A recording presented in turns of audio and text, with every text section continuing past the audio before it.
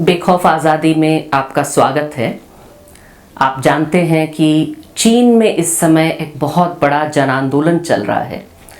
जन आंदोलन का मेन निशाना जहाँ से शुरू हुआ वो है सरकार द्वारा लागू किए हुए बहुत ही तानाशाही किस्म के कोविड रोकने के, ज़ीरो कोविड के नाम पे जो रेस्ट्रिक्शंस हैं, जिसकी वजह से उरुमची जो उनके जिनजियांग ज़िले में है, वहाँ पर 10 लोग जो उइगर माइनॉरिटी समुदाय के हैं, वे एक आग में झुलस करके उनकी मौत हुई, जिसके लिए सरकार के इन्हीं नियमों को जिम्मेदार ठहराया जा रहा है।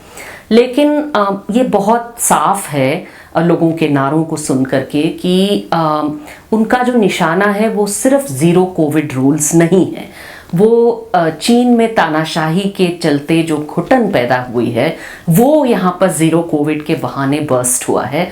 और लोगों का जो आक्रोश है वो कह रहे हैं कि शी जिनपिंग को अपनी सत्ता छोड़नी होगी। यहाँ तक कह रहे हैं कि जो चीन की कम्युनिस्ट पार्टी का राज है हमें नहीं चाहिए।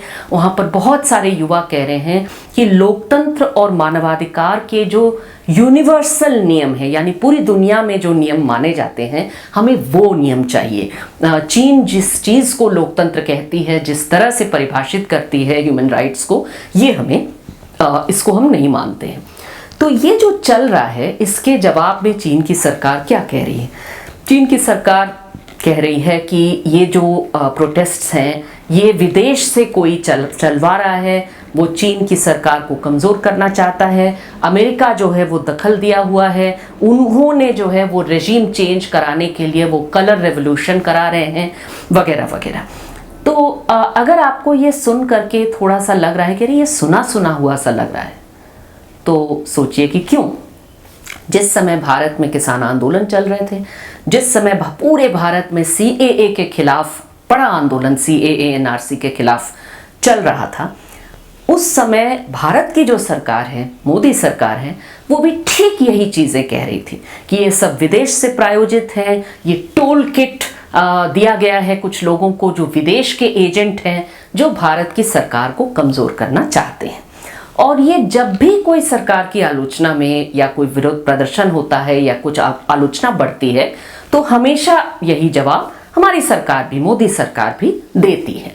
लेकिन जाहिर सी बात है, आप देख सकते हैं कि चीन जिस तरह का बहाना दे रही है और मोदी सरकार जिस तरह का बहाना दे रही है, वो स्वीकार नहीं होना चाहिए। ये लोकतंत्र विरोधी सोच है जो जनता को कभी नहीं मानती कि वो अपने से सोच समझ करके कुछ विरोध कर सकती है, बल्कि उसको आप समझ रहे हैं कि ये हमेशा विदेश से प्रायोजित है, कहेंगे लोग और सब लोग मान लेंगे।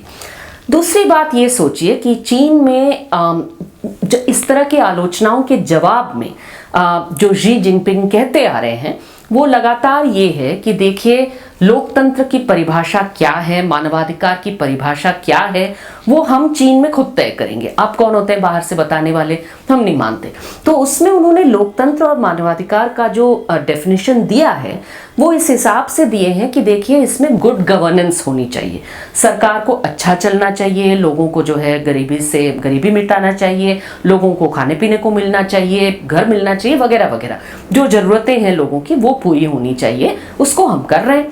पब्लिक को कहने की जगह अपने उनको क्या ज़रूरत है पब्लिक को, वो पब्लिक को कहने की जगह होनी चाहिए, वो हमारे यहाँ है वगैरह वगैरह। लेकिन वो उन्होंने जो लिस्ट बनाया है डेमोक्रेसी के टेस्ट के लिए या ह्यूमन राइट्स की टेस्ट के लिए, उसमें सबसे बड़ी चीज़ गायब है। वो है कि सरकार की आलोचना करने की जगह, सरकार से सवाल करने की जगह, सरकार के खिलाफ विरोध प्रदर्शन करने की जगह, इन सारी चीज़ों के लिए कोई जगह नहीं है। फ्री मीडिया है कि नहीं, मीडिया जो है वो इन्वेस्टिगेटिव रिपोर्टिंग करके सरकार जो कह रही है वो सच है या नहीं है, कहने का, छापने का अधिकार है कि नहीं, कोई मेंशन नहीं है, चीन में नहीं है। हमारे यहाँ अगर आप कहेंगे तो कहने को तो भाई लोकतंत्र है, चुनाव होते हैं वगैरह। चीन में तो जी खुद ही कह रहे हैं कि नहीं नहीं, ये चुनाव यूनिवर्सल एडल्ट सफरेज, यानी चुनाव जिसमें सब वोट दे सकते हैं, इसकी जरूरत नहीं है, गुड गवर्नेंस की जरूरत है। बल्कि ये सब जो दूसरे किस्म का लोकतंत्र है उससे तो बहुत सारा केओस फैलता है। लेकिन हमारे यहाँ तो भाई इंडिया में इलेक्शंस है, लेकिन इलेक्शंस होने के बावजूद इलेक्टोरल ऑटोक्रेसी हो सकती है, ये आलोचना है। और 2021 में नरेंद्र मोदी ने समिट फॉर डेमोक्रेसी में जो कहा, उनके स्पीच को पढ़ के देखिए और जी की बातों से जरा मिला करके देखिए। वहाँ नरेंद्र मोदी कहते हैं कि देखिए डेमोक्रेसी में ये चुनाव ये सब तो है जरूरी, लेकिन सबसे बड़ी चीज़ है कि लोगों की सेंटिमेंट क्या है, लोगों का एक जन सेंटिमेंट क्या है। तो कुल मिला के वो इशारा यही कर रहे हैं कि मेजॉरिटी मेरे साथ है और इसलिए मैं लोकतांत्रिक हूँ। वहाँ पर वो ये भी कह रहे हैं कि देखिए हमने अगर लोगों को टॉयलेट्स दे दिए, अगर लोगों को जनधन खोल दिया, अकाउंट खोल दिया, तो ये दरअसल मानवाधिकार है। अब भाई जनधन मिला कि नहीं सचमुच में लोगों को, स्वच्छ भारत सच है कि नहीं, या चीन में जो है वो सचमुच में गरीबी मिट गई है, भूखमरी मिट गई है कि नहीं, ये कौन बताएगा?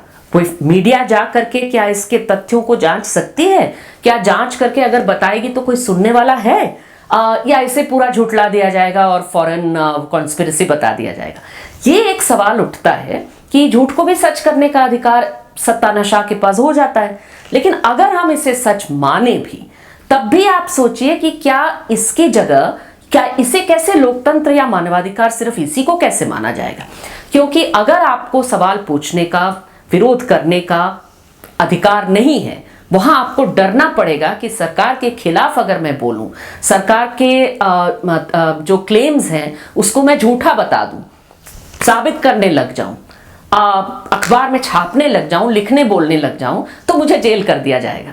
अगर ये डर, इस डर में मुझे रहना होगा देश का नागरिक या पत्रकार या मानवाधिकार कार्यकर्ता बन के, सरकार अगर मुझे कह देगी कि अगर आप ह्यूमन राइट्स की बात कर रहे हैं तो आप देश का इमेज खराब कर रहे हैं, ये अगर बोलने लग जाएंगे, तब तो मेरा लोकतंत्र नहीं रहेगा, आज़ादी नहीं रहेगी। तो इसलिए चीन में जो चल रहा है, चीन में जिस तरह से सरकार तानाशाही चला रही है और लोगों के आंदोलन को उसकी क्रेडिबिलिटी को कमजोर करने की कोशिश कर रही है, बताने की कोशिश कर रही है कि ये सब झूठ है, सब कुछ चंगा सी, वहां पर शायद उसे देख करके हम अपनी सच्चाई को भी थोड़ा बेहतर समझ पाएंगे। अपने देश, अपनी सरकार, हमारे यहाँ की सत्ता, उसकी भी हमारे यहाँ के लोकतंत्र कितना स्ट्रांग है या वीक है, इसको समझने की भी शायद जगह मिलेगी हम लोगों को। बहुत बहुत शुक्रिया।